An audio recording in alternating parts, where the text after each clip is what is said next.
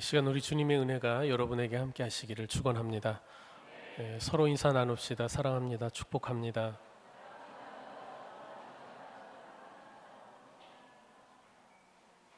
오늘 은혜스러운 찬양, 우리에게 은혜 끼쳐준 찬양대 찬양 너무 감사합니다. 우리 박수로 하나님께 영광 돌리겠습니다.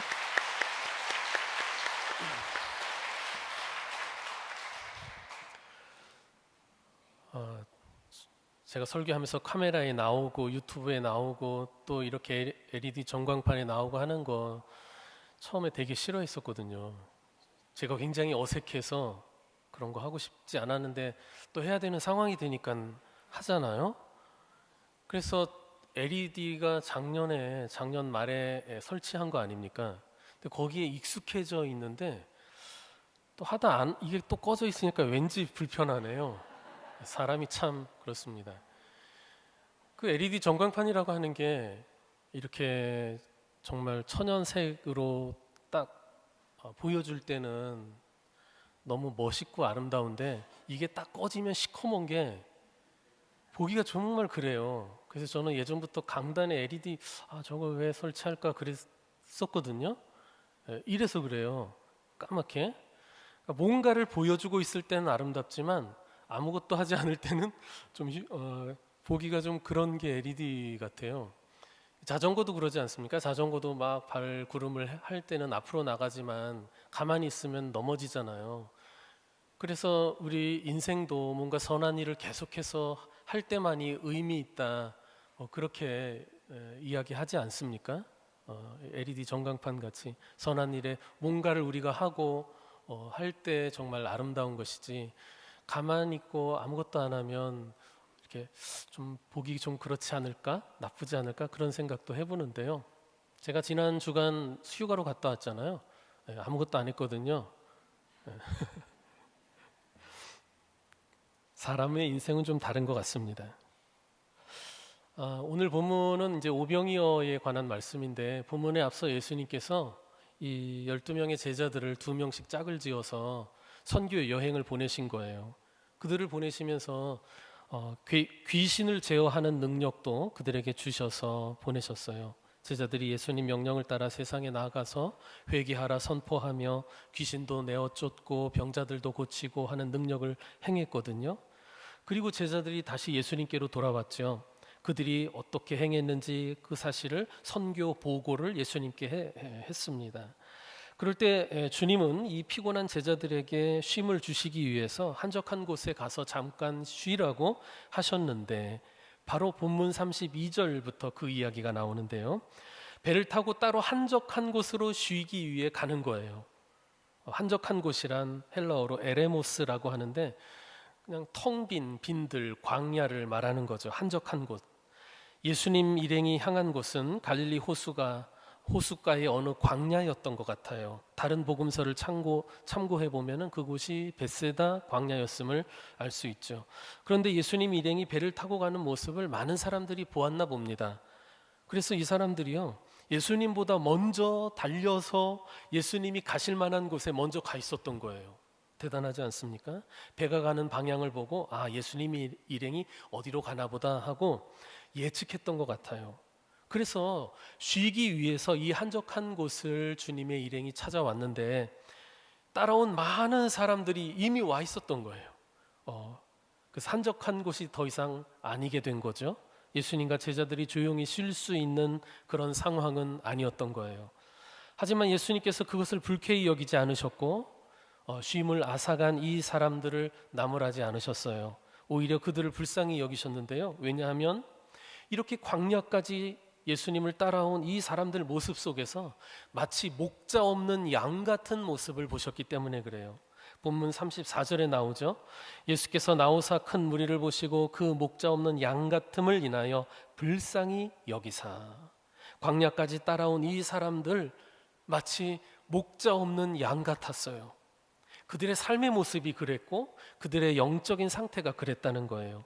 모름지기 양이라고 하는 동물은 목자가 없으면 살기가 거의 불가능합니다. 목자가 있어야 인도함을 받고 먹을 것을 얻고 맹수들이나 각종 위험으로부터 보호를 받을 수 있거든요. 목자 없는 양은 양 스스로 어디로 가야 할지 모르고 또 먹을 것을 얻기도 힘들 뿐더러 맹수나 그리고 여러 가지 위험에 쉽게 노출될 수밖에 없습니다.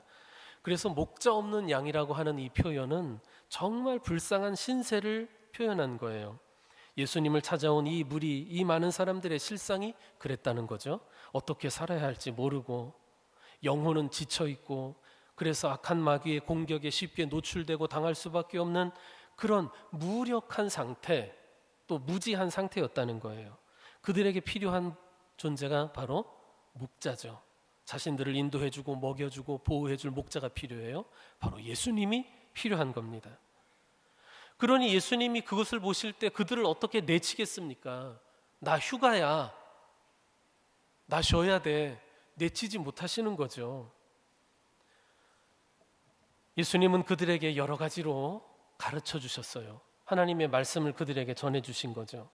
즉 영의 양식으로 그들을 먹여 주신 거예요. 그들에게 가장 필요한 것이 그것이었기 때문일 겁니다. 그들은 자신들에게 가장 지금 필요한 게 무엇인지 몰랐을 수도 있어요. 하지만 주님이 보실 때 그들의 영혼은 지금 하나님의 말씀이 부족해서, 말씀이 없어서 허기진 상태인 거예요. 아모스서 8장 11절에 나오죠. 양식이 없어 주림이 아니며 물이 없어 가람이 아니요 여호와의 말씀을 듣지 못한 기갈이라. 그들에겐 잠시 그들의 눈을 즐겁게 해주고 또 그들의 감정을 자극해줄 어떤 공연이나 이벤트가 필요한 게 아닙니다. 재미있는 놀이가 그들에게 시급한 게 아니에요.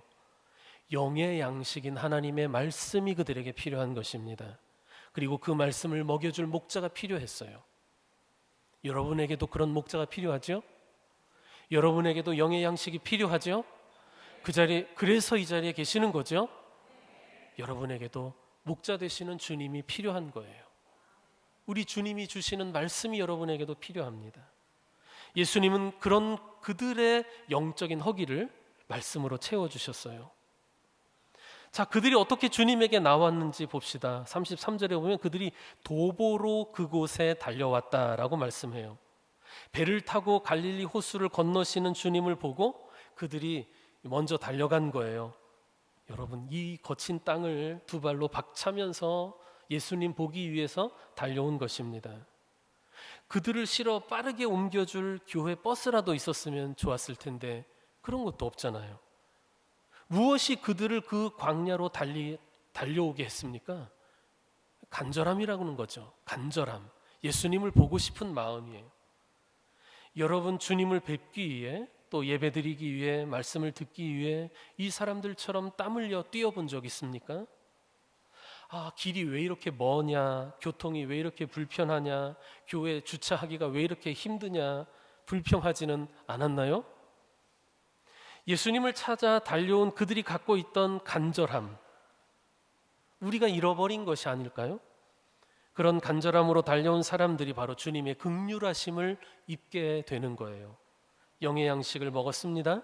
그리고 이제 우리가 보게 될 오병이어의 놀라운 기적을 체험하게 되는 것이죠. 이렇게 주님께서는 당신을 찾아 달려온 사람들을 불쌍히 여기시고 여러 가지로 가르치셨는데 아마도 시간 가는 줄 모르고 가르치셨던 것 같아요. 저도 여러분에게 시간 가는 줄 모르고 막 설교하면 여러분이 서서히 화가 나기 시작할 겁니다. 이 언제 끝나나? 그런데 예수님이잖아요. 많은 사람들이 그 말씀에 빨려 들어갔던 것 같아요. 근데 어느새 보니까 날이 저물었어요. 저녁 식사 때가 된 거죠. 제자들은 걱정이 되었습니다. 날은 저물어가고 이 사람들은 배고플 텐데 이 많은 사람들을 우리가 계속 데리고 있는 것이 좋은 생각은 아니겠다 싶은 거죠. 더구나 이곳은 먹을 것을 구할 수 없는 빈들 아닙니까? 광야입니다. 이에 제자들은 예수님께 이제 사람들을 돌려보내야 할 때가 되었다라는 것을 알려드리게 됩니다. 본문 35절과 36절 보십시오. 때가 저물어가며 제자들이 예수께 나와 여짜오되 이곳은 빈들이요 날도 저물어가니 무리를 보내어 두루 촌과 마을로 가서 무엇을 사 먹게 하옵소서. 제자들은 이 사람들을 마을로 보내서 사 먹게 하자고 했는데 쉽게 말하면은 이제 그만 해산시키자는 거죠. 집에 돌려보낼 때가 되었다는 겁니다. 날도 저물고 이곳은 빈들이라 먹을 것도 없으니 더 날이 저물기 전에 어두워지기 전에 해산시키자라는 거예요. 그들의 말로는 촌과 마을로 가서 사 먹게 하자라고 했지만 사실 해산시켜서 각자 알아서 하도록 하자는 거 아닙니까? 알아서 하라는 거 아닙니까? 이들에게 저녁 식사를 제공할 수 없는 이상 더는 이 많은 사람들을 데리고 있으면 좋을 것이 없다는 사리 판단이 있는 거죠. 사실 매우 현실적이고 적절한 판단이라고 할 수 있습니다. 예수님은 제자들의 제안이 무엇을 의미하는지 아셨을 거예요. 이제는 사람들을 돌려보내야 할 때가 되었다라고 하는 제자들의 속내를 왜 주님이 모르셨겠습니까? 그런데 예수님께서는 이때 이 제자들이 전혀 예상하지 못했던 말씀을 하십니다. 뭐라고 하십니까? 37절에 보니까 너희가 먹을 것을 주라고 하시는 거예요. 먹을 것을 줄 수 없는 상황이기 때문에 이 사람들을 돌려보내야 한다 말씀드리고 있는 이 제자들에게 주님은 너희가 먹을 것을 주라고 하십니다. 목자 없는 양 같은 이 무리에게 하나님의 말씀으로 그들의 영의 허기를 채우신 주님이 이제 육의 양식도 주시고 싶었나 봐요. 생각해보면 주님은 우리의 육적인 필요를 무시하시지 않는 분임을 우리는 알아야 됩니다. 우리의 육적인 필요를 주님이 아세요. 만일 예수님이 우리의 영혼만을 돌보시고 우리의 육적인 필요를 무시하시는 분이라고 한다면 왜 주님이 사람들의 병을 고쳐주시고 또 물로 포도주로 변화시켜주시고 이제 곧 보여주실 것처럼 오병이어의 기적을 행하셨겠습니까? 일찍이 광야에서 돌을 떡으로 만들어 배고픔을 해결하라고 하는 마귀의 유혹을 물리치시면서 예수께서 인용하셨던 구약 성경의 말씀이 있지요. 사람이 떡으로만 사는 것이 아니요 여호와의 입에서 나오는 모든 말씀으로 사는 것이라고 하신 그 신명기 8장 3절의 말씀이에요. 그 사실을 아는 것이 우리가 육적인 떡으로만 사는 것이 아니라 하나님의 말씀, 즉 영의 양식으로 사는 것이라는 것을 알게 하기 위해서 하나님이 그 광야에서 만나를 주신 것이다 라고 말씀하신 것 아닙니까? 예수님도 사람은 육의 양식인 떡으로만 사는 게 아니라 영의 양식인 하나님의 말씀으로 살아야 한다는 것을 가르쳐 주십니다. 그런데 떡이 필요 없다 하신 것이 아니죠. 떡으로만 사는 게 아니라 하셨어요. 우리가 영의 양식으로 살아야 하는데 그것을 먹어야만 하는데 그렇다고 육의 양식은 영의 양식을 먹어야 하는데 그렇다고 육의 양식은 필요 없다 하신 게 아닌 거죠. 여러분, 주님은 우리의 육적인 필요를 또한 아시고 그 필요를 따라 공급해 주시는 분임을 우리가 믿어야 합니다.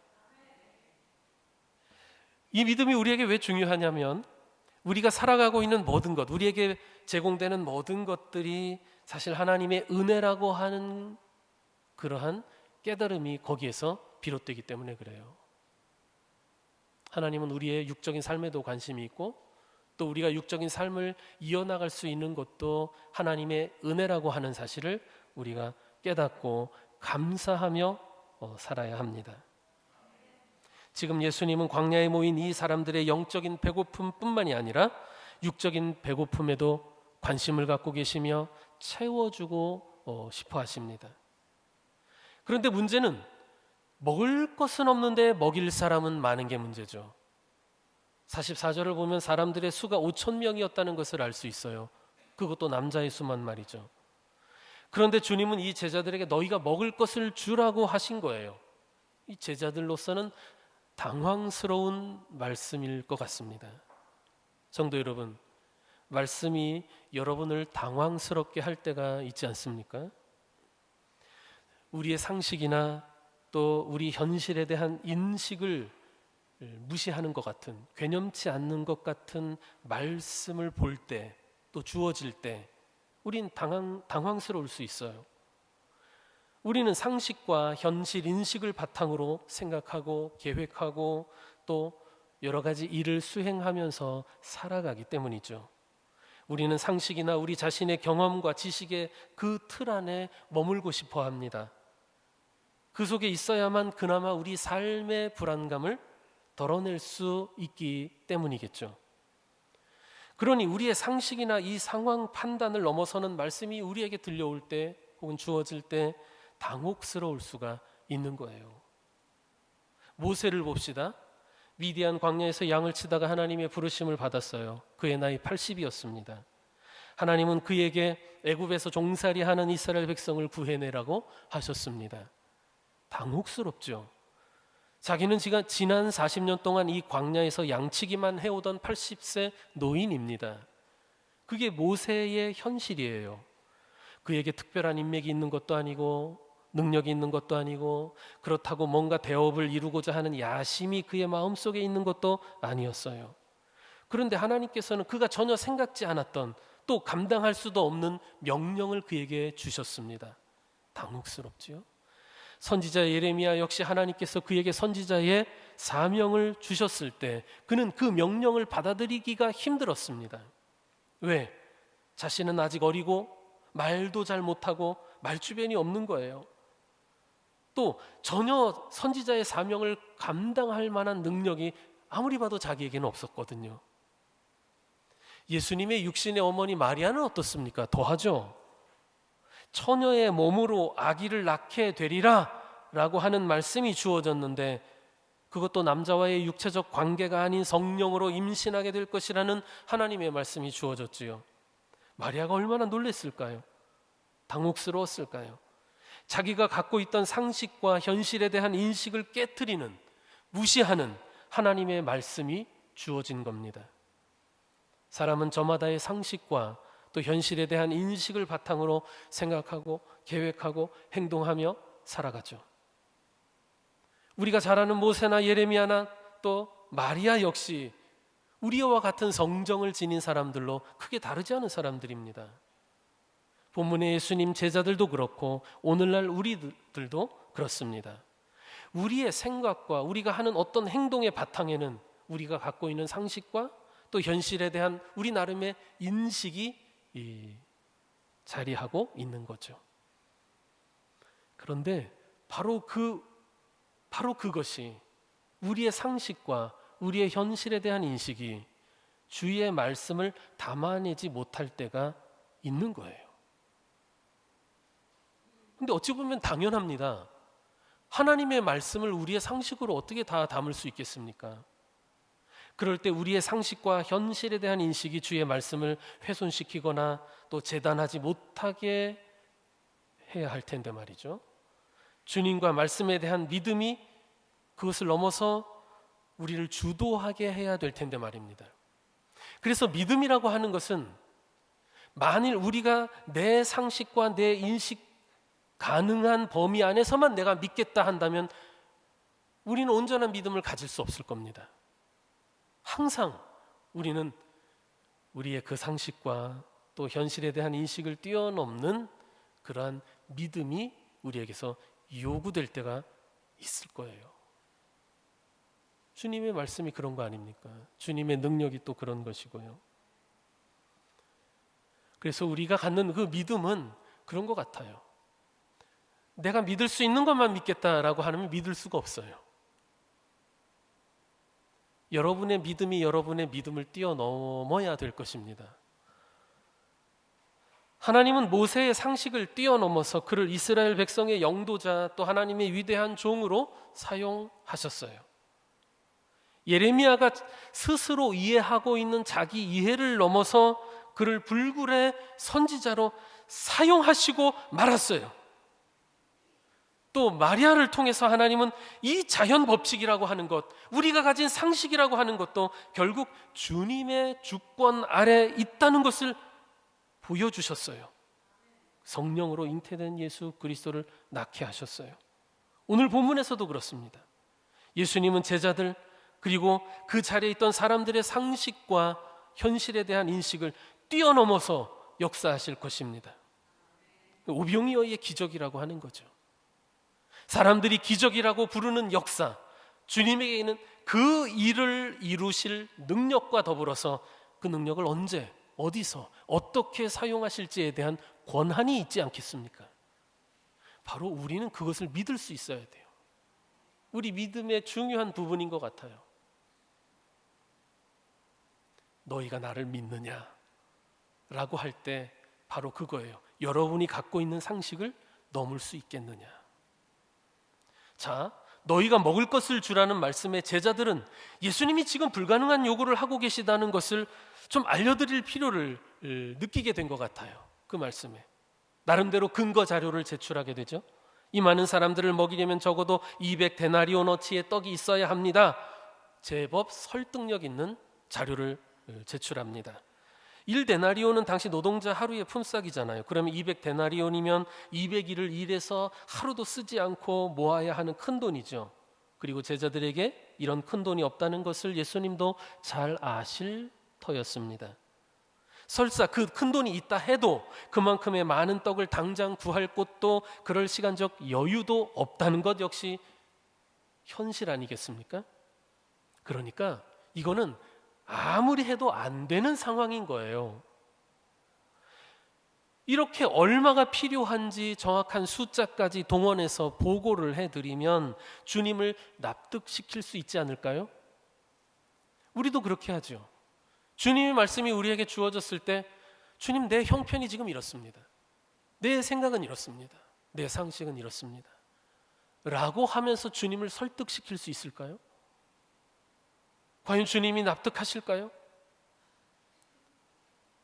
예수님이 뭐라고 하시냐 하면 38절에 보면 제자들에게 너희에게 떡 몇 개나 있는지 가서 보라 말씀하십니다. 알아볼 필요도 없고 계산이 달라질 것도 없어요. 하지만 예수님이 알아보라 하시니까 알아보았는데 떡 5개, 물고기 2마리가 전부였던 거예요. 이걸로 무엇을 하겠습니까? 그러니까 우리식으로 표현하면 그거 누구 코에 붙이냐라고 하겠죠. 여러분, 주님은 우리가 쥐고 있는 것이, 우리가 갖고 있는 것이 무엇인지, 그리고 얼마나 되는지 세어보기를 요구하실 때가 있습니다. 또 요구하지 않아도 우리는 자연스레 세어봅니다. 그래서 내가 가진 것을 헤아려 보면은 참 보잘것없고 작고 또 적죠. 뭔가를 이루기에는 턱없이 부족하고 무가치해 보이기도 합니다. 단지 물질이 아니라 나의 재능도, 나의 인격도, 내가 가진 시간도, 내가 소유한 물질도, 그리고 건강도. 그래서 생각하는 거예요. 난 아니겠지. 나는 아직 준비가 되지 않았어요. 나에게는 더 많은 것들이 필요해요. 라고 말이죠. 그러나 주님은 좀처럼 우리 납득하시지 않는 것 같아요. 우리가 아무리 해명해도 안 된다고 해도 주님은 그거 가져오라고 하시는 거예요. 우리가 주님께 내어드리기를 원하시는 것 같아요. 우리는 겨우 그걸로 무엇을 할 수 있겠는가 의심하지만 주님은 그걸 가져오라고 하시고 그것을 주의 일에 사용하시는 거예요. 그렇지 않습니까? 그래서 사실 저나 여러분도 주님의 일에 참여하게 된 거 아니겠어요? 떡 5개와 물고기 2마리 이걸로 뭘 할 수 있겠나 싶지만 예수님은 그걸로 하세요. 그걸로 시작하십니다. 먼저 주님은 제자들에게 모든 사람들이 때를 지어서 앉도록 시키셨습니까? 시키셨어요. 본문 39절 40절에 보십시오. 제자들에게 명하사 그 모든 사람으로 때를 지어 푸른 잔디 위에 앉게 하시니 때로 100명씩 또는 50명씩 앉는지라. 제자들은 더 늦기 전에 이 사람들을 돌려보내야 한다 생각하고 있는데 오히려 예수님은 이들을 식사할 수 있는 자리로 배치하고 있습니다. 식사 대용으로 앉히신 거예요. 이 빈들에 식사 자리를 차리신 거죠. 먹을 게 없는데도 5천 명이 앉아 먹을 식탁을 준비하신 것입니다. 그리고 예수님은 그 떡 5개 물고기 2마리를 손에 들고 하늘을 우러러 축사하셨어요. 하나님께 감사의 기도를 드리신 거예요. 축사하셨다는 건 감사 기도를 드리셨다. 그리고 그 떡을 제자들에게 주시면서 사람들에게 나눠주라 하셨어요. 제자들은 어이가 없었겠으나 예수님의 말씀대로 사람들에게 나눠줘요. 이거 나눠주면 몇 명에게나 나눠줄 수 있을까? 나눠주는데 나눠주고 나눠줘도 떡이 모자라지 않고 계속 떡이 나누어질 수 있게 되는 거예요. 놀라운 기적이 일어난 거죠. 42절부터 44절에 보면은 이렇게 말씀합니다. 다 배불리 먹고 남은 떡 조각과 물고기를 12바구니에 차게 거두었으며 떡을 먹은 남자는 5,000명이었더라. 떡 다섯 개와 물고기 2마리, 정말 작은 것이었지만 주님의 손에 맡겨지니까 놀라운 일이 일어났습니다. 아무것도 아니고 무가치하게 보이는 것도 주의 손에 들려지고 주님께서 역사하시면 놀라운 일이 벌어질 줄 믿습니다. 나의 것이 작고 보잘것없어도 주님의 손에 맡겨지면 그것을 통해 많은 사람들을 배부르게 하고 또 많은 사람들에게 은혜를 맛보게 할 수 있는 줄 믿습니다. 우리가 주님께서 쓰시도록 내어드리지 않는다는 것이 문제죠. 주님께 드리지 못하고 그냥 내가 움켜쥔 채 살아가는 거예요. 그래서 아무런 능력도 은혜도 그 안에서 일어나지 않고 경험하지 못하죠. 여러분, 만일 오병이어를 내 손에 움켜쥐고 있으면 그것은 겨우 나 하나 또 내 한 끼 정도 해결할 수 있는 그 역할 이상의 것은 할 수 없을 것입니다. 한번 나 하나 먹고 끝이겠죠. 그러나 주님께 드려지고 그것을 주님께서 사용하실 때는 5,000명을 먹이는 풍성한 식탁이 되는 것입니다. 주의 능력을 나타내는 도구가 되어 다른 사람들에게 유익함을 줄 수 있고 세상을 복되게 할 수 있는 것입니다. 그러니까 무엇을 얼마나 가졌느냐가 중요한 것이 아니라 사실은 누구의 손에 들려졌느냐가 중요한 겁니다. 그 가치와 그 능력이 거기에 달려 있습니다. 모세의 지팡이를 생각해 보십시오. 양치기 모세가 들고 있을 때 그거 그냥 양치는 막대기였습니다. 그러나 주님께서 그것을 들어 사용하실 때는 어땠습니까? 기적의 역사를 일으키죠. 능력의 지팡이가 됩니다.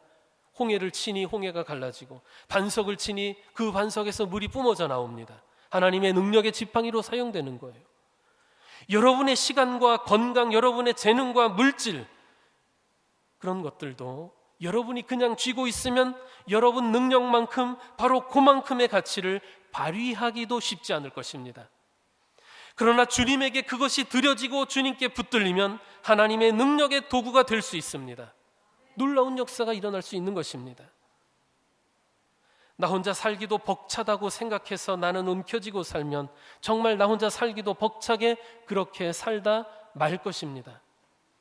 그러나 주님에게 드려지고 사용된다면 놀라운 역사가 일어나는 것입니다. 주님의 능력을 경험하게 될 것입니다. 요한복음에 보면 떡 5개와 물고기 2마리의 원래 주인은 어떤 어린아이였음을 알게 됩니다. 알고 보니까 오병이어가 한 어린아이의 도시락이었던 거예요. 그런데 생각해 보십시오. 사실 5,000명이나 되는 이 많은 사람들 중에 이 어린아이처럼 먹을 것을 미리 준비해 온 사람이 정말 하나도 없었을까요? 모르겠어요. 그러나 그걸 드린 사람은 이 어린아이 뿐이었다는 거예요. 놀라운 역사와 기적은 이 아이가 드린 오병이어를 통해서 일어난 것이죠. 예수님께 그가 드렸기 때문에 가능했던 거예요. 생각해 보면 그 이후로 이 오병이어의 사건은, 이 5,000명을 먹인 사건은 그 5,000명에게 뿐만이 아니라 이 어린아이의 인생에 얼마나 중요한 영향을 끼치게 되었을까요? 이 오병이어의 사건 말이죠. 평생 잊을 수 없는 사건이겠죠. 자기의 도시락 오병이어로 그 수많은 사람이 배불리 먹는 놀라운 주님의 기적의 역사가 일어난 것 아닙니까? 그 역사를 곁에서 구경만 해도 평생 잊지 못할 텐데, 또 그 얘기를 들려주면 사람들이 그런 일이 가능이나 하겠느냐 믿지 않을 텐데, 그 오병이어가 바로 자기가 드린, 주님께 드린 것이었다면 얼마나 감격적인 겁니까? 얼마나 놀랍겠어요. 이 어린아이에게, 아마 이 어린아이가 나중에 자식을 낳고 막 그랬으면 자식들에게 계속 얘기했을 거예요. 야, 옛날에 예수님이 빈들에 내가 말이야 도시락 싸갔는데 어떤 일이 벌어졌냐 하면 그 후손들에게도 자랑했을 거예요. 우리의 감격적인 은혜의 경험이라고 하는 것은 그렇습니다. 이 오병이어가 자신의 손에 들려 있으면 잠깐 자기의 배고픔을 해결하고 말겠지만 주님께 드려지니까 수많은 사람들에게 또 오랜 역사를 통해 기억되고 은혜가 되는 그런 일이 벌어지게 되는 거예요. 성도 여러분, 주님께서 제자들에게 너희가 먹을 것을 주라고 하신 것처럼 우리에게도 그같이 명령하실 때가 있습니다. 우리에게 있는 게 무엇인지 물으시고 그것을 주님을 위해 사용하기를 원하실 때가 있는 겁니다. 그때 우리가 그것을 움켜쥐고만 있지 말고 주님께서 사용하시도록 내어 드려야 할 것입니다. 우리의 시간도 힘도 재능도 물질도 그게 사실 오병이어만 못하겠습니까? 하지만 내가 그걸 움켜쥐고 있는 한 내 생각처럼 별 볼 일 없는 것이 될 것입니다. 그러나 주님께 드려지고 주님의 손에 붙들리면, 주님께서 사용하시게 되면 놀라운 은혜의 역사, 기적의 역사가 일어나는 것입니다. 여러분 믿으십니까? 주님께서 하시는 일이기 때문에 우리에게는 믿음이 필요한 겁니다. 성도 여러분, 계산기만 두드리는 사람이 되지 말아야 하겠지요. 여러분이 계산기를 잘 두드리면서 여러분의 인생을 살아왔는데 여러분 인생이 정말 계산처럼 되었습니까? 계산대로 되지 않습니다. 우리의 삶이라고 하는 것은 결국 하나님의 은혜와 그분의 섭리가 만들어가는 것입니다. 이 사실을 받아들이십시오. 이 사실을 믿으십시오. 내 것은 별 볼 일 없다고 움켜쥐고만 있는 사람이 되지 말아야 합니다. 작은 것이라도 믿음으로 주님께 드릴 수 있는 사람이 됩시다. 우리의 몸과 물질과 시간, 건강 주님께서 사용하시도록 드리는 성도가 복된 성도입니다. 주님께 드려질 때 주님은 그것을 통해 우리 교회와 또 우리 성도들 그리고 이웃을 유익하게 하실 것입니다. 우리 감남교회와 성도 여러분의 삶 가운데에도 이와 같은 오병이어의 기적을 일으켜 주시는 우리 주님의 은혜가 일어나게 될 줄로 믿습니다. 여러분의 삶에 풍성한 기적의 은총이 일어나기를 축원합니다. 기도합시다. 선한 목자가 되신 주님, 우리를 목자 없는 양같이 버려두지 않으시고 푸른 풀밭과 쉴만한 물가로 인도하시며 죽음의 위험한 골짜기에서도 보호해 주시는 주님의 놀라운 은혜 감사드립니다. 주여, 우리가 가진 작은 것으로도 놀라운 역사를 이루시는 주님의 능력을 의지하고 믿고 주님께 드리고 그리하여 그 역사와 은혜를 풍성하게 경험하는 우리 감남의 성도들 되게 하옵소서. 예수님의 이름으로 기도드리옵나이다. 아멘.